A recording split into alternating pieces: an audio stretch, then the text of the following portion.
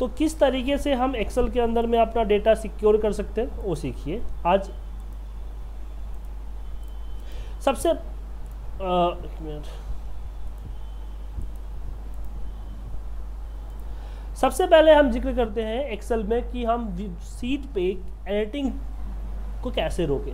मतलब कि हम यहाँ चाहते हैं कि कोई मेरी सीट पे कि नहीं, कोई भी पर्सन मेरी सीट पे कुछ टाइप ना कर सके, तो कैसे हो। ओके, तो हमें करना क्या है कि मैं चाहता हूँ कि मेरा डेटा, जैसे अभी तो डेटा नहीं है, मैं कुछ डेटा डाल देता हूँ।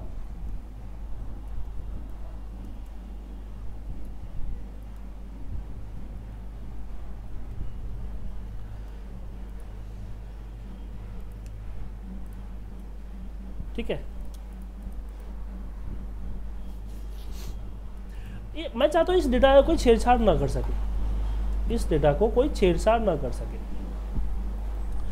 तो इसके लिए क्या करेंगे, तो इसके लिए हम इस पे सीट का नाम पे राइट क्लिक करेंगे, प्रोटेक्ट शीट में जाएंगे, सीट के नाम के नीचे आप राइट क्लिक कीजिए एंड प्रोटेक्ट शीट पे जाइए और यहाँ पे पासवर्ड डाल दीजिए। पासवर्ड डाल के, पासवर्ड डाल दी मैंने एंड अगेन पासवर्ड, एक बार और पासवर्ड डाल के ओके कर दिया। ठीक है, अब इसमें कोई भी चेंज नहीं कर सकता है, कोई भी किसी तरह का टाइपिंग इसमें नहीं कर सकता है, डेटा प्रोटेक्ट हो गया। बट क्या है, डेटा को चेंज तो कर सकता है, कॉपी तो कर सकता है। सिलेक्शन किया एंड कॉपी कर लिया। अब मैं चाहता हूँ कि मेरा डेटा कोई कॉपी भी ना कर सके, एनीबॉडी यहाँ पे डेटा को मैं कॉपी ना कर सके। मैं कॉपी को रिमूव करना चाहता हूँ कि कोई भी पर्सन आके मेरे डेटा को कॉपी ना कर सके।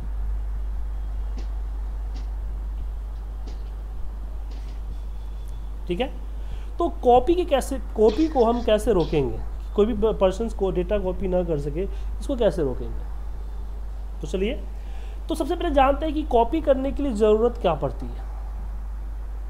अगर हम किसी डेटा को कॉपी करते हैं तो उसको कॉपी करने के लिए हमें ज़रूरत क्या पड़ती है। क्या हटा दे ताकि कॉपी ना हो। उसमें एक इम्पोर्टेंट पार्ट कौन सा है कॉपी करने का,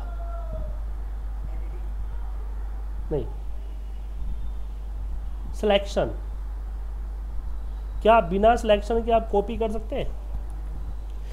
नॉट एक्सेल, पूरे कंप्यूटर के अंदर में सिलेक्शन इंपॉर्टेंट पार्ट है। बिना सिलेक्शन किए आप कंट्रोल सी का फ़ायदा है, चाहे वो फाइल हो, चाहे रेंज हो, डेटा हो, कुछ भी हो। तो selection is the important part. तो हम जब राइट क्लिक करके, जब इसमें अनप्रोटेक्ट करने के लिए पासवर्ड डालते होंगे, जब राइट क्लिक करके जब हम प्रोटेक्ट शीट करते हैं तो यहाँ पे क्या होता है, सॉरी,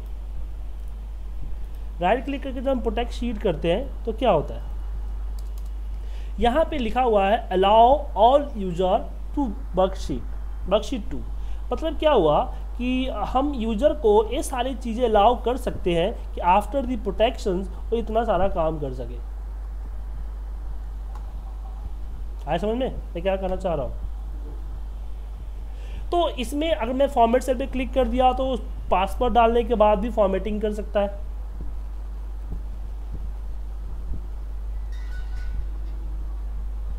ठीक है,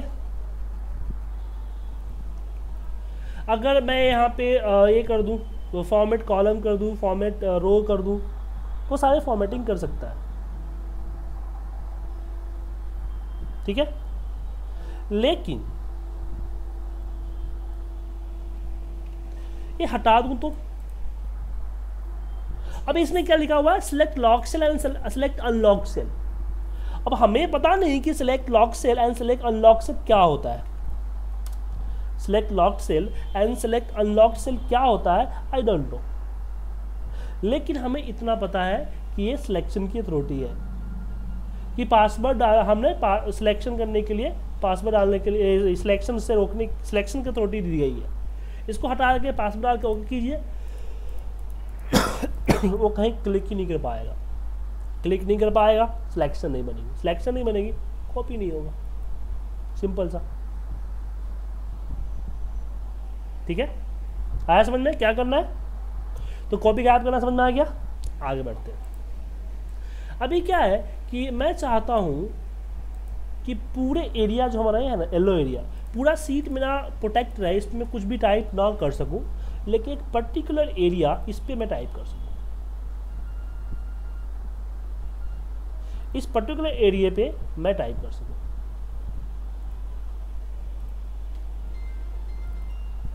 कैसे होगा?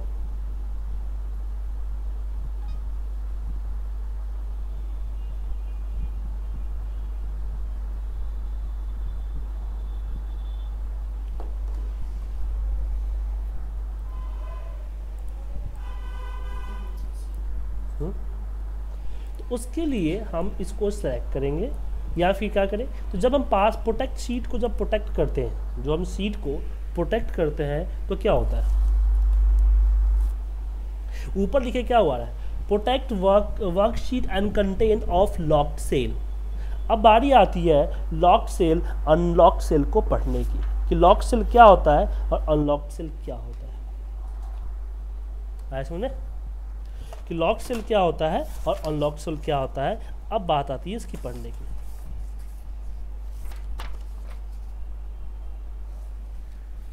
ठीक है, तो उसके लिए हम क्या करेंगे, क्योंकि यहाँ पे साफ लिखा हुआ है कि protect worksheet to contain and contain of locked cell, मतलब जो लॉक्ड सेल है उसी का कंटेन होगा। हमने यहाँ भी लॉक अनलॉक हमने देखा, तो हम क्या करते हैं कि जो हमारा जितना भी सेल है, सेल के हम अगर फॉर्मेट सेल में जाते हैं, फॉर्मेट सेल के प्रोटेक्शन वाले पार्ट पे जहां भी लॉक्ड क्लिक है वो आपका लॉक्ड सेल है, जहां भी लॉक्ड क्लिक है वो आपका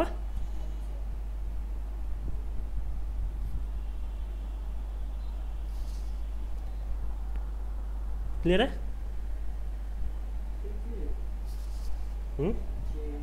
इसमें हम लोग एडिटिंग कर सकते हैं क्या?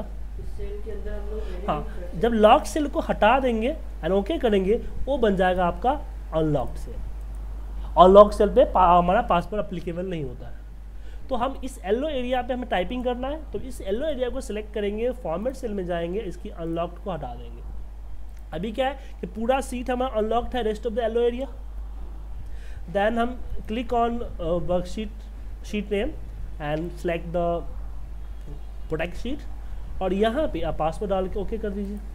अभी क्या होगा कि यहाँ पे टाइप नहीं कर सकते हम, बट इस येलो एरिया पे टाइप कर सकते हैं। कोई डाउट सर?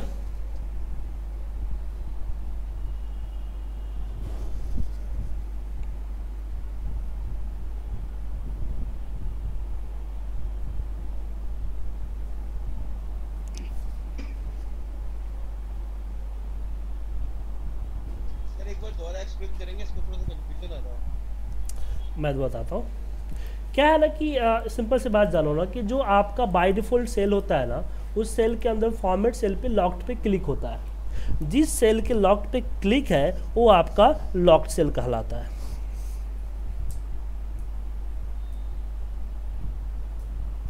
ठीक है,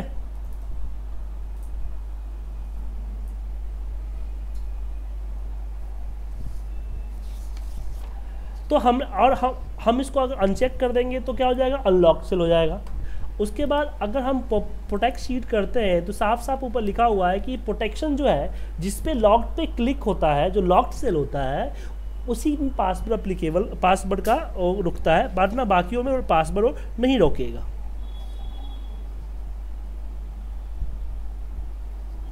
ठीक है,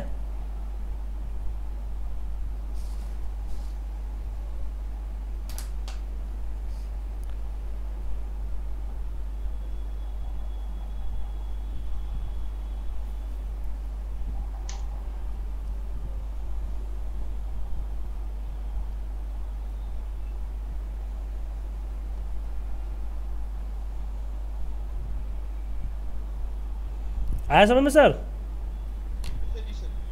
ओके, अब नेक्स्ट चलते हैं। नेक्स्ट हम इसी को अपोजिट करना चाहते हैं। हम चाहते हैं कि जो येलो एरिया है सिर्फ उतना एरिया पे ही, जो येलो एरिया है हमारा, उतने एरिया में प्रोटेक्शन लगे।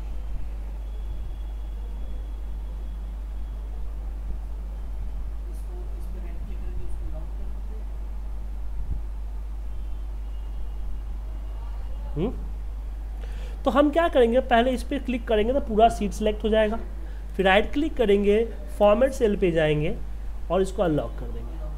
अभी क्या हुआ, पूरा सीट हमारा अनलॉक्ड है। अभी मैं पासवर्ड अप्लाई करूँ तो पूरे सीट पे अप्लाई होगा।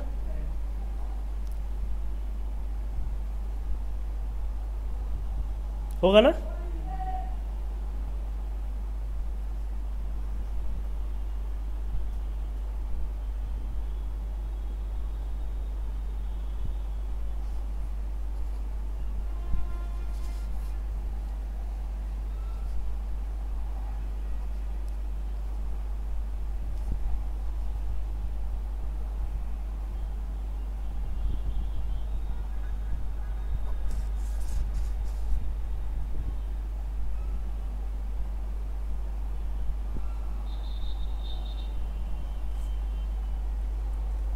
सॉरी। तो हम क्या करेंगे, वापस इस येलो एरिया का हम सिलेक्ट करेंगे, राइट क्लिक करेंगे, प्रोटेक्ट सेल में जाएंगे और इसको वापस लॉक लगा देंगे। तब क्या हुआ, अब पूरा का पूरा सीट हमारा अनलॉक्ड है, ए एरिया लॉक्ड है। तो मैं राइट क्लिक करूँगा, प्रोटेक्ट शीट पे जाऊँगा और यहाँ पे हम पासवर्ड डाल दूँगा एंड ओके। अभी क्या हुआ कि पूरे शीट में टाइप कर सकता हूँ, सिर्फ इस एरिया में टाइप नहीं कर सकता हूँ। सर समझ में आया आपको?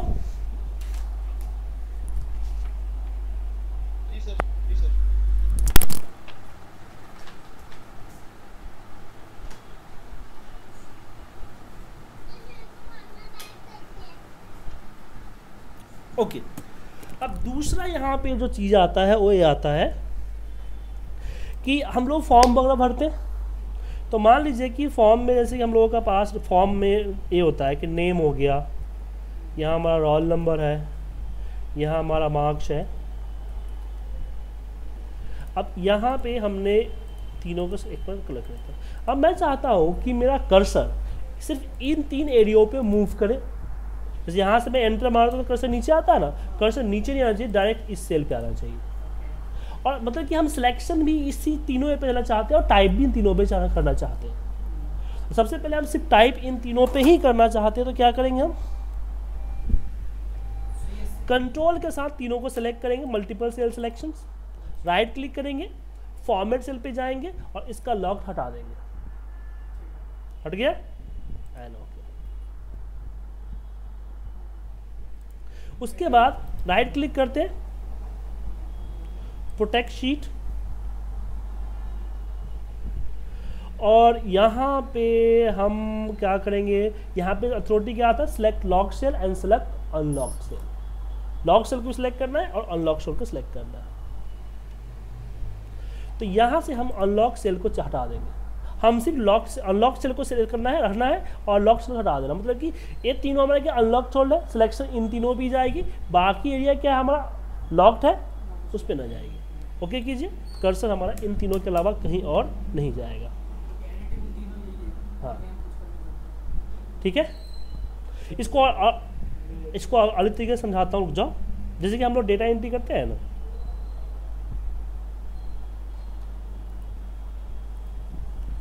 मान लो कि एक डेटा एंट्री मान लो हम लोग करते हैं, जैसे नेम हो गया, ठीक है। उसके बाद क्वांटिटी MRP, और यहाँ पे आ जाता है टोटल कि टोटल कितना सेल है। फिर यहाँ पे आ जाता है आपका कॉस्ट, सॉरी टैक्स, यहाँ पे आता है कमीशन, यहाँ पे अगेन जी ग्रांड टोटल,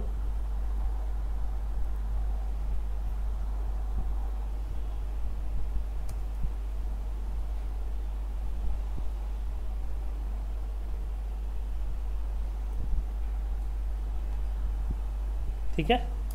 अभी क्या है कि हम टोटल क्या करते हैं, टोटल के लिए हम इसको मल्टीप्लाई करते हैं। मल्टीप्लाई हुआ, टोटल के लिए हम मल्टीप्लाई करते हैं। उसके बाद टैक्स के लिए क्या करते हैं, इसका 12% हम मल्टीप्लाई करके निकाल जाते हैं, 12.36%। कमीशन क्या होता है, टोटल में से हमारा 2% होता है। और फिर ग्रांड टोटल क्या होता है हमारा, ग्रांड टोटल के लिए हम यहाँ लिख दिया हमने, तीनों को प्लस कर देते हैं। उसके बाद मुझे यहाँ पे डेट एंट्री करने पड़ते हैं, डेट, फिर यहाँ पे टाइम लिखने पड़ते हैं। अभी क्या है कि मुझे इन चारों में एंट्री करने की ज़रूरत नहीं पड़ती क्योंकि ये फॉर्मूले से आ रखे हैं। ठीक है, तो हम एंट्री कैसे करते हैं, मैंने लिख दिया राम, यहाँ पे लिखता हूँ राम नाम लिख दिया, क्वांटिटी 20, MRP 36, और जैसे मैं टैब मारूंगा कर्सर डायरेक्ट यहाँ से मूव होके मुझे हर इसमें 4 सेकेंड वेस्ट करने पड़ते हैं। क्या सर?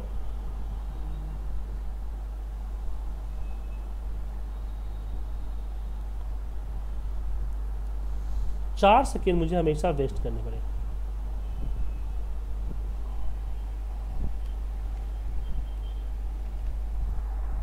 तो इसके लिए क्या करेंगे, हम पूरे सीट को सिलेक्ट करते हैं, राइट क्लिक करते हैं, फॉर्मेट सेल में गए, इसका लॉक हटा दिया। अब मुझे जो है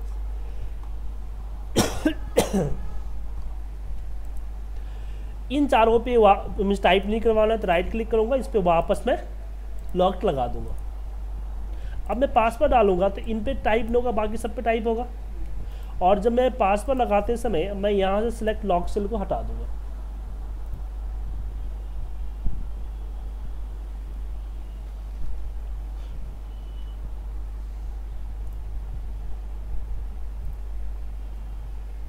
ठीक है, एंड ओके करूंगा तो अब क्या होगा देखिए। अब यहाँ पे लिखता हूँ, इसे यहाँ पे मुझे जाना है, सीधे कर्सर यहाँ चला गया, बीच में रुका कहीं, यहाँ पे डेट डाल दिया और यहाँ पे टाइम डाल दिया।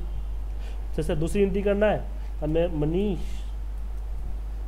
30 25, सीधे कर्सर वहाँ मूव हो गया, डेट डाला, टाइम डाला। दो फायदे हो, एक तो इसमें जो फॉर्मूला क्या लगा है कोई देख नहीं पाएगा,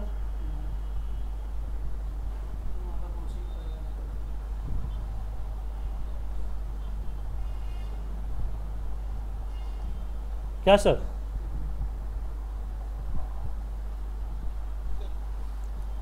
इसमें क्या फॉर्मूला लगा हुआ है कोई पता नहीं कर पाएगा।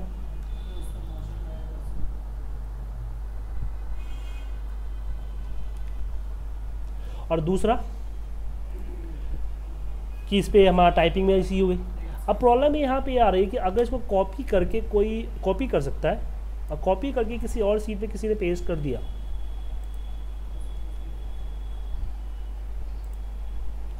पेस्ट कर दिया, तो दिक्कत क्या होगी। अब इसमें डेटा हम देख सकते हैं,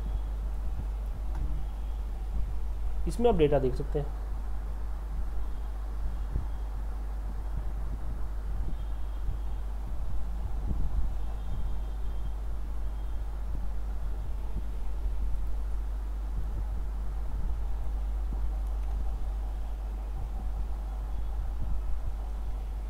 तो कैसे करें, तो उसके लिए क्या है कि जब हम यहाँ पे इसकी जो हमने यहाँ पे राइट क्लिक करके अनलॉक की थी ना, इसको हिडन कर देते हैं।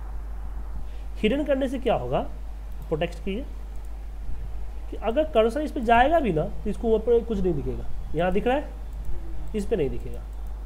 और अगर इसको कॉपी करके कहीं पेस्ट भी करेगा ना तो पेस्ट एज ए वैल्यू होगा, न कि paste as a formula, paste as a just value होगा।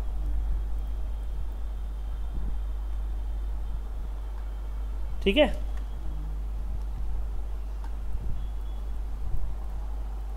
आया समझ सर? क्लियर है? मेरे मन में क्वेश्चन था हाँ पूछिए। कि मैं चाहता हूँ जो टैक्स और कमीशन में जॉइंट टोटल है, ठीक है, वो लॉक रहे और उसका कॉपी ना होता। क्या करना चाहते हैं आप? दोनों चीज़ें, एक तो वो लॉक रहेगा कर्सर वाइज, और दूसरा कॉपी भी ना हो सके। एक तो लॉक रहे, दूसरा कॉपी भी ना हो सके।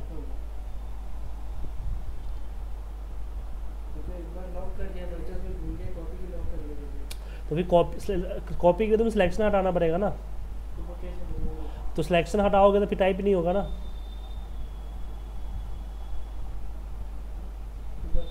टाइप नहीं होगा ना। अगर हम सिलेक्शन यार इस कॉपी हटाने के लिए सिलेक्शन हटाना पड़ेगा ना आपको, सिलेक्शन हट जाएगी तो फिर टाइप कैसे करोगे तुम बिना सिलेक्ट किए हुए। कॉपी हटाने का स्पेशली कोई जुगाड़ नहीं है एक्सेल में, ठीक है ना। तो वो हिडन करना पड़ेगा। हाँ,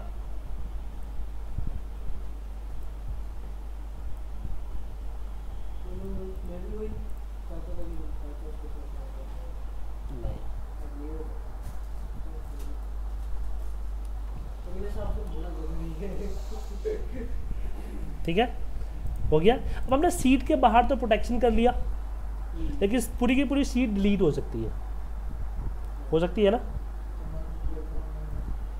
पूरी की पूरी सीट हमारी डिलीट हो सकती है। तो फ़ायदा क्या हुआ? तो इसको मैं चाहता हूँ कि कोई सीट भी डिलीट ना कर सके, या पर्टिकुलर सीट भी कोई डिलीट ना कर सके। तो उस केस में क्या करेंगे हम,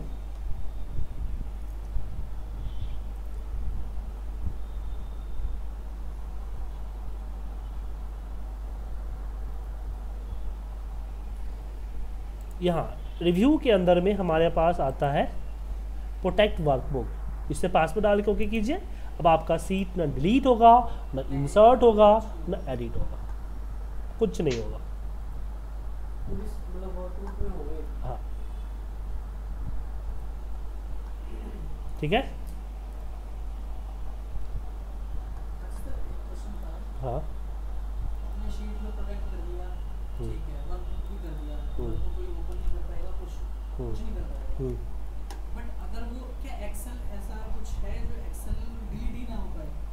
नहीं वो तो एक्सेल नहीं, एक्सेल तो इसका पार्ट हो गया ना, तो फोल्डर का पार्ट हो गया ना, तो फोल्डर का विंडो का पार्ट हो गया ना। फिर एक्सेल की जो चीज़ें हैं, जब तक एक्सेल ओपन है तब तक एक्सेल हैंडल कर सकता है। जैसे एक्सेल क्लोज हुआ, एक्सेल कुछ नहीं करेगा। नहीं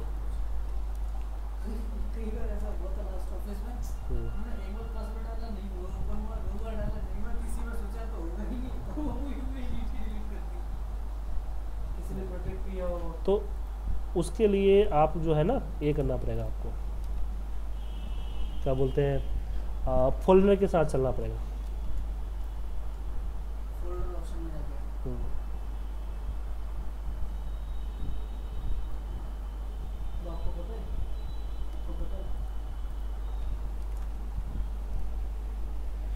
ओके, आगे बढ़े। अब दूसरा चीज़ आता है कि मैं चाहता हूँ कि दो अलग अलग तरह का पासवर्ड सेट करना एक ही सीट में। मान लो एक टीम ए का है, एक टीम बी का है, एक टीम ए उस पर हैंडल करता है, एक टीम बी करता है। तो एक टीम ए का है और एक टीम बी का है।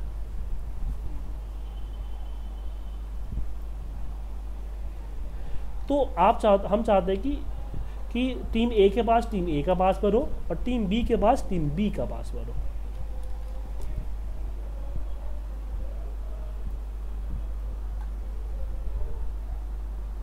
ठीक है, तो उसके लिए क्या करेंगे,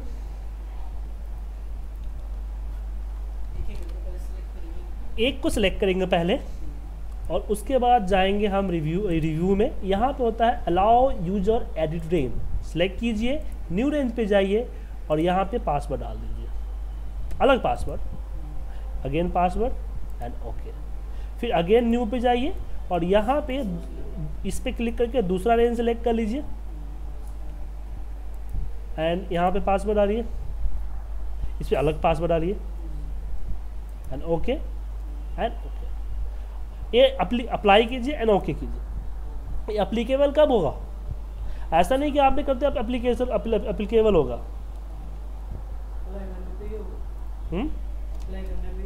हाँ, ये अप्लाई करने पे नहीं होगा, ये आपका होगा जब इस पे राइट क्लिक करके हम प्रोटेक्ट शीट करेंगे, पासवर्ड डाल के देन होगा। अब इस पे काम नहीं कर देगा, जैसे इस पे काम करूंगा मुझसे पासवर्ड मांगेगा। जब मैं इसमें इसका पासवर्ड डाल दूंगा तो मुझे इसमें काम करने देगा। कब तक करने देगा? जब तक कि फाइल मेरा रीओपन नहीं होता है। जैसे मेरा फाइल ओपन हो जाए, रीओपन होगा, तो अगेन मुझसे पासवर्ड मांगेगा। मतलब कि क्लोज करके आपने बंद कर लिया, तो जैसे आपने उसको क्लोज करके बंद किया ना, उसके बाद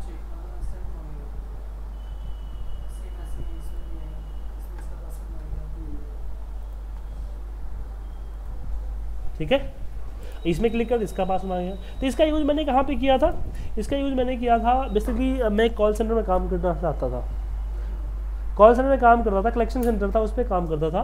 तो कलेक्शन सेंटर में क्या था कि वहाँ पे 3 टीम काम करती थी, एक प्रोसेस था उसमें 3 टीम काम करती थी। पहले टीम थी हमारी कॉलिंग टीम, जो कि कस्टमर से कॉल करके पीपीटी लेती थी, पीटीपी, प्रॉमिस टू पे डेट। कस्टमर का चेक बाउंस होता था, कस्टमर को कॉल करते थे कि सर आपका चेक बाउंस हो गया, आप पेमेंट कब कर देते हो, मैनुअल पेमेंट कर दो, कैश चेक से पेमेंट कर दो, मैं बंदा भेज देती हूँ। तो कस्टमर बोलता है ठीक है 3 तारीख को भेज दो, तो पीटीपी डेट में 3 तारीख मेंशन कर देता था, ठीक है। अब 2 तारीख को क्या होता था, एक टीम में होती लोकेशन टीम, फील्ड टीम क्या करती थी, अपने बंदे को पैसे भेजती थी कि भैया ये सबसे पैसे लेने हैं, अब अपना टीम के बंदे को भेज दिया, ठीक है। 3 तारीख को पैसे कलेक्ट हो गए। 4 तारीख की सुबह में जो कैश टीम होती थी वो उन कस्टमर के अगेंस्ट से पैसा लेके उनके अकाउंट में क्रेडिट करती थी। 3 टीम होती थी। वो होता क्या था इसमें, बीच में घपला क्या होता था कि कॉल सेंटर तो पीटीपी फिक्स कर दी। अब मान लें कि एक ही दिन में मुझे 10 कस्टमर हो गए, अब मैं 10 कस्टमर को कर नहीं पा रहा हूँ, तो मैं 8 को करूँगा, 2 से बात कर लूँगा, सर कल आ लूँगा मैं, ठीक है, कल कर लूँगा। अब प्रॉब्लम क्या होती थी, जो टीम फील्ड वाले वो बता लेते थे, वो क्या करते थे, वो प्रॉमिस टू डेट में 3 तारीख से 4 तारीख डाल देते थे, या 5 तारीख डाल देते, जब पैसा दे तब डाल देते थे। अब मिसिंग क्या होती थी कि कॉलिंग टीम कहती थी कि मैंने आज के डेट में 10 लाख की पीपीटी बनाई है, ठीक है, 3 तारीख की, और 4 तारीख कैश टीम बोलती थी मुझे 3 लाख रुपए आया। कलेक्शन टीम कुछ और करती थी। जब मेरे पास केस आते थे, इस तरह के मिसमैच केस आते थे, तो मैं प्लान करता था, सबको मैप करता था, मतलब ये 3 तारीख 4 तारीख किसने किया, क्योंकि मेरे पास बैकअप होता था, मैं सबको मैं ही फाइल भेजता था, फाइल एक ही था, लेकिन मेरा काम था बैकअप रख लेना, डे एंड पे बैकअप रख लेता था, तो बैकअप से मैच करता था। एक कल कॉलिंग टीम ने क्या किया है, मुझे पता था इस चालाकी होती थी, तो मैं क्या करता था कि मैं हर शाम को अपने ऑफिस से निकलने से पहले उस फाइल को कॉपी करके एक जगह पे पेस्ट कर लेता था। शेयरिंग फाइल थी, कोई बैकअप रख लेती थी शाम को, तो इस कलेक्शन टीम शाम को खत्म हो जाती थी, शाम के बाद उनका स्टार्ट होता था। अगले दिन जब मैसिंग होती देखा तो मैंने भाई कुछ तो कुछ करना पड़ेगा।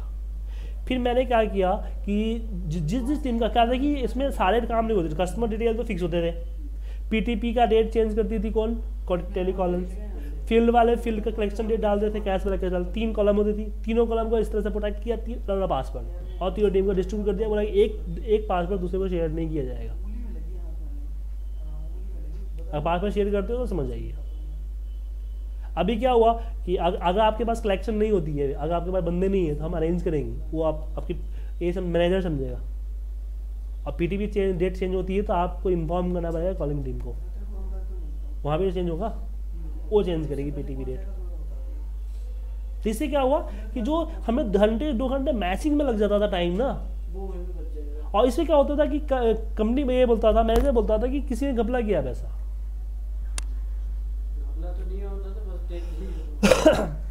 वो बोलते थे कि अगर कलेक्शन कर रही है कि 10 लाख रुपए का कलेक्शन है, और फील्ड भी बोले कि मैं इतना कलेक्शन किया आज के डेट में, सारा कस्टमर कलेक्शन कर लिया और कस्टमर कलेक्टेड, तो भी कैश क्यों नहीं आया, तो पैसा कहाँ गया। फील्ड टीम नहीं कहती थी कि मैंने पैसे नहीं उठाए, फील्ड टीम कहती थी कि मैंने पैसे उठा लिए। तो उस दिन का समझो भाई कलेक्शन टीम भी अपने पास रिकॉर्ड रखती थी, वो रिकॉर्ड रख लेती थी, फीडबैक आता था कि ऑल कलेक्टेड, या जो भी है इतना लाख कलेक्टेड आ गया। अब डेटा में जो चेंज होता था अब तो कुछ और होता था, तो काफ़ी ज़्यादा मिसिंग होती थी, कहीं पे घपला हो रहा है। फिर मैंने सेट कर दिया, अगले दिन ही पूरा डेटा मैच, नो घपला। मेरा बॉस को बस बॉस पता चला क्या घपला हो रहा था। तो सिक्योरिटी अच्छी चीज़ है, क्योंकि किसी की राइट्स अगर हर किसी को हर चीज़ राइट मिल जाए तो दिक्कत हो जाती है। इसलिए आप इस तरह की सिक्योरिटी अपने ऑफिस में लगा सकते हो। जब शेयरिंग फाइल, अब शेयरिंग कैसे करोगे फाइल को, अब शेयरिंग क्या होता है, जैसे कि एक ही टाइम पे, जैसे मैंने फाइल बुक 1 यहाँ ओपन कर रखी है, ये फाइल को अगर आप ओपन करोगे अपने सिस्टम में, मेरा सिस्टम एक्सेस करके आप ओपन करोगे तो आपके पास ओनली दिखाएगी, ठीक है। आप काम तो कर पाओगे लेकिन फाइल को सेव नहीं कर पाओगे, सेव एज होगा। तो शेयरिंग में करने का फायदा क्या होता है कि आप जो है उस फाइल को 3, 4, 5, 10, 15, 20 बंदों पे एक साथ काम कर सकते हो, और सबका फाइल सेव होगा।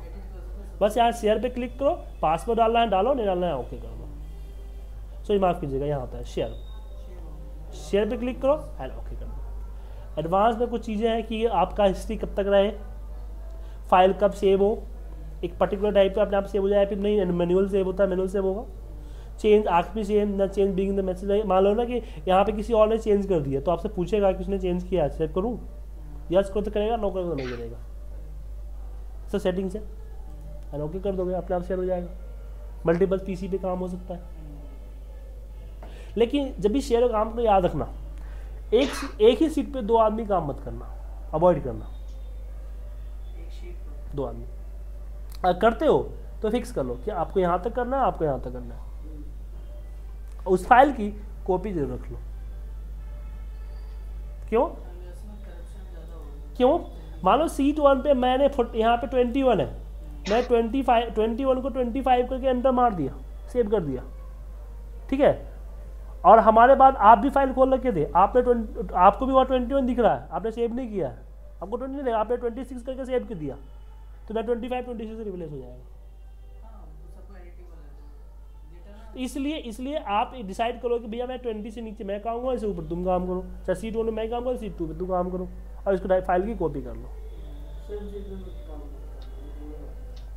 कर सकते हैं बट काम कर सकते हैं, बट हाँ टाइम टू टाइम एलोकेशन के ज़्यादा चांसेस बढ़ जाते हैं। ठीक है ना? ओके, अब बात करते हैं फाइल की ओपनिंग पासवर्ड कि फाइल को ओपनिंग पासवर्ड कैसे दूंगा मैं। मतलब कि इतना झमेला नहीं, मैं चाहता हूँ कि कोई इसको ओपन ही ना कर पाए। Nobody can open this file without password. तो दैट टाइम क्या करेंगे, हम फाइल पे जाएंगे। दो तरीके। एक तो है कि अगर आपका फाइल न्यू है बिल्कुल, तो सेव करते समय या सेव एज करते समय यहाँ टूल्स में आपका जनरल ऑप्शन आता है, और टूल्स कहाँ होगा, तो ये सेव एज में होगा। वो डिपेंड करता है आपका विंडो पे, विंडो 7 विंडो 8 पे तो यहीं पे होता है, विंडो 12 10 पे भी यहीं पे होता है जनरल ऑप्शन। इसमें पासवर्ड डाल दीजिए, लेकिन ये फाइल सेव करते समय आता है। लेकिन बात करते हैं ऑलरेडी मेरा फाइल जो सेव है, मैं जो सेव एज करूँगा तो डिफरेंट नाम से डिफरेंट लोकेशन पे यार हो जाएगा, चल मैं नहीं करना चाहता। तो उस केस में फाइल के अंदर अगर आपके पास ऑफिस 2013 है तो आपको इन्फो के अंदर में यहाँ पे मिलेगा प्रोटेक्ट, यहाँ दिख रहा है ना आपको, तो protect with password, encrypt with password 10 and 13 info मिलेगा। अगर आपके पास 2007 तो उसमें आपको यहाँ पे मिलेगा प्रिपेयर के अंदर एनक्रिप्ट डॉक्यूमेंट। क्लियर है? इसमें एक मार्क एज ए फाइनल भी होता है। मार्क एज ए फाइनल क्या होता है समझ आता है? जिससे क्या होता है ना कि आपकी रिपोर्ट बनाने के बाद आपकी रिपोर्ट में कोई काम स्टार्ट करेगा, ठीक है, तो तब तक वेट करता रहेगा जब तक कि आप फाइल नहीं भेज देते हो। तो अब मान लो कि फाइल मेल पे भेजोगे, बट प्रॉब्लम क्या है कि बड़ी फाइल हो तो मेल पे नहीं जाएगी, ड्राइव पे आप सेव करते हो। अब ड्राइव पे आपने सेव कर दिया, लेकिन उस पर सेव करके उस पर काम कर रहे हो, आप सेव ड्राइव पे रख के काम कर रहे हो, वो बार बार आपको फोन में पूछता है फाइल फाइनल हुआ, फाइल फाइनल हुआ, फाइल फाइनल हुआ। हम लोग क्या करते हैं, हम लोग ऐसा करते थे, हमारे पास 500-700 MB की फाइल होती थी, तो हम लोगों का क्या होता है, एडिटिंग अपडेट डेटा को अपडेट करना होता था, एवरीडे डेटा अपडेट करना होता था। तो मैं क्या करता था कि जैसे मैं डेटा अपडेट हो गया तो राइट क्लिक करके मार्क से फाइनल लगा देता था, तो फाइल रीड ओनली मोड में चली जाती थी, ठीक है। और जैसे ओपन करता था सबसे पहले तो रीड ओनली मोड में दिखता था, और फिर प्रिपेयर जाकर देखता था मार्क से फाइनल हाईलाइटेड है।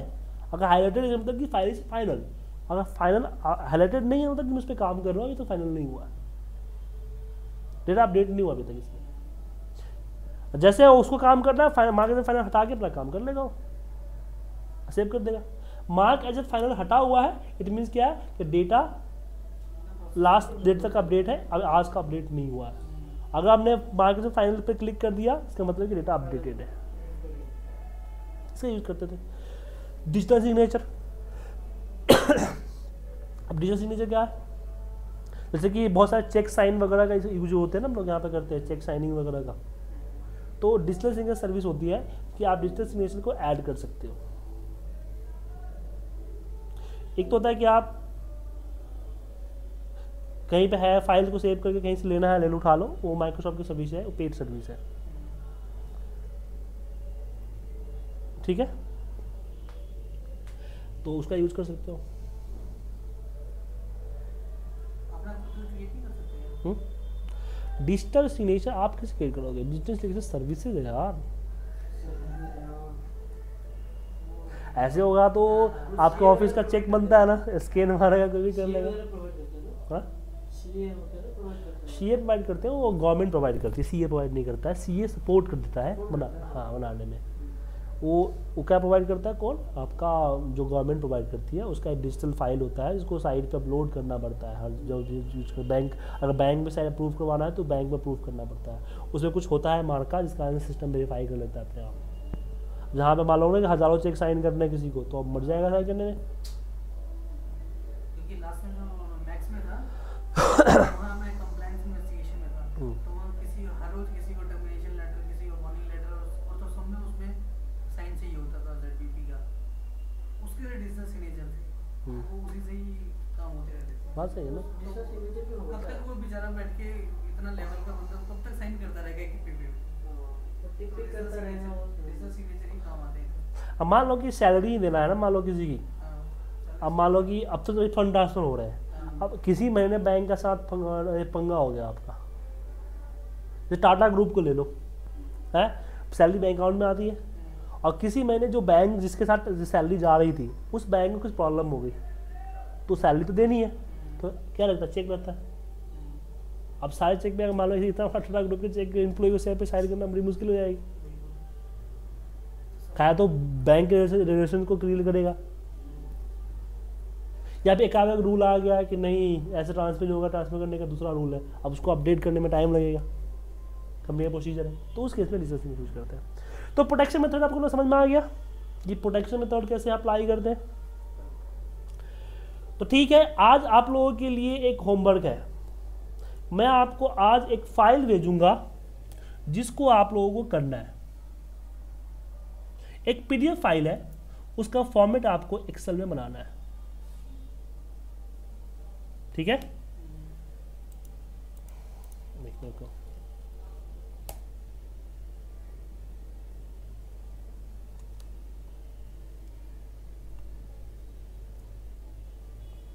हाँ, ये आपका फाइल का लिंक है। मैं खोल के बताता हूँ क्या है इसमें।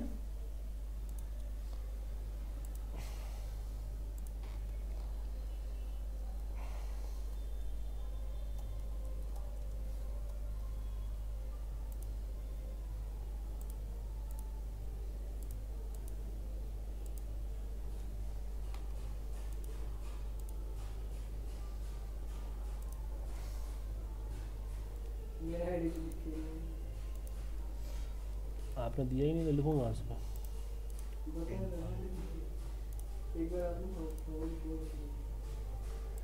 मैंने लिंक भेज दिया है, मैं आप लोग डाउनलोड कर। ये पैन कार्ड का फॉर्म आपको एक्सेल पे बनाना है।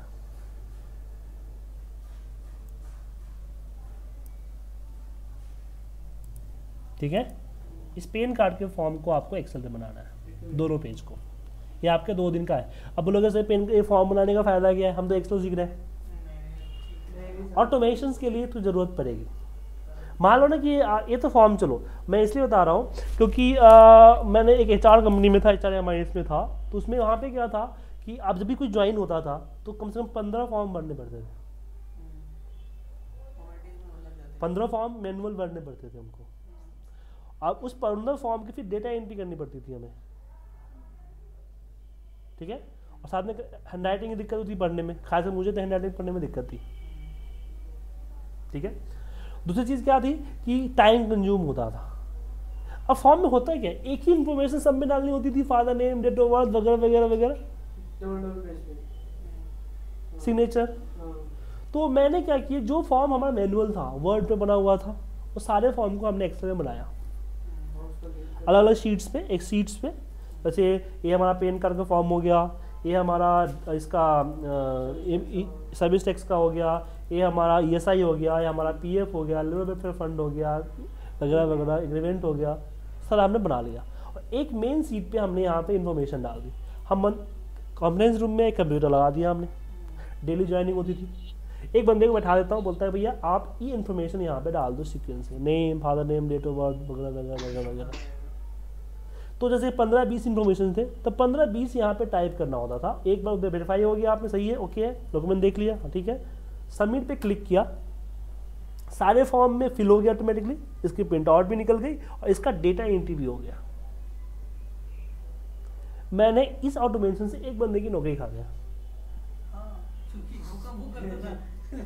उसका काम क्या था, एक एचआर वाला एक एचआर वाला था जो कि ज्वाइनिंग फॉर्म प्रिंट आउट निकाल के देता था, वो फोटो चिपकाता था और पूरा फॉर्म भर के देता था, पूरा डॉक्यूमेंट चेक करके टाइप करके एक बंदे को देता जो कि उसकी डेटा एंट्री करता था। अब वो होता क्या था, उसमें से अगर 100 फॉर्म एंट्री करता था, उसमें से कहीं ना कहीं गलती किसी न किसी फॉर्म में होती थी। अब किसी नाम के स्पेलिंग मिस्टेक हो गया, चेक उसी नाम का बन के आया, सैलरी आई नहीं उसको, दिक्कत। ESI में चला गया गलत नाम, PM में गलत नाम चला गया, फिर करेक्शन कराओ, एक अलग काम पर जाता था। इसमें हमने 0% एरर कर दिया। भैया सामने जो डाटा एंट्री कर रहा है तो सामने एडिट कर रहा है और पूरा देख रहा है, और फ्रूट वगैरह लगा के आपको भी फॉर्म भरने में गलतियाँ तो हो ही जाती थी, तो इससे गलतियाँ भी नहीं होगी। गलती होगा तो ये इसको लोगे आप, एक बार फाइनल दे दिया आपने, ओके कीजिए, सारे फॉर्म पे चले गए, सबकी प्रिंट आउट निकाली, ऐसे प्रिंट आउट निकालनी है, सबकी प्रिंट आउट निकाली, फोटो चिपकाया और साइन ले लिया। तो इस ऑटोमेशन करने के लिए क्या जरूरत पड़ी हमें, हम डेटा सब पे डेटा भेजना फॉर्मूले और VBA के थ्रू ले लिया। लेकिन फॉर्मूला और VBA में कहाँ लगाऊंगा, एक फॉर्मेट पे तो लगाऊंगा कि भाई यहाँ पे सर्टिफिकेट, यहाँ पे एरिया कोड अपने आप आ जाएगा, यहाँ पे नाम के एक लेटर अलग अपने आप आ जाएगा, लेकिन ये होगा तभी तो इसलिए फॉर्म हमारे लिए इंपॉर्टेंट है। ठीक है, तो ये आपका होमवर्क है आज का। बोलिए सर, क्या बोल रहे हैं? सर इंटरप्ट करूंगा आपको थोड़ा सा। बोलिए सर, जो ये ऑप्शन वाला, ये जो स्क्वायर कॉलम में टिक वाला ऑप्शन है, ये कैसे क्रिएट होगा? बाकी तो समझ में आ गया। टिक के लिए आप क्या करो, P के लिखो कैप्स में, और जी सर। इसके ऊपर आप बाइंडिंग टू का फॉन्ट अप्लाई कर दो।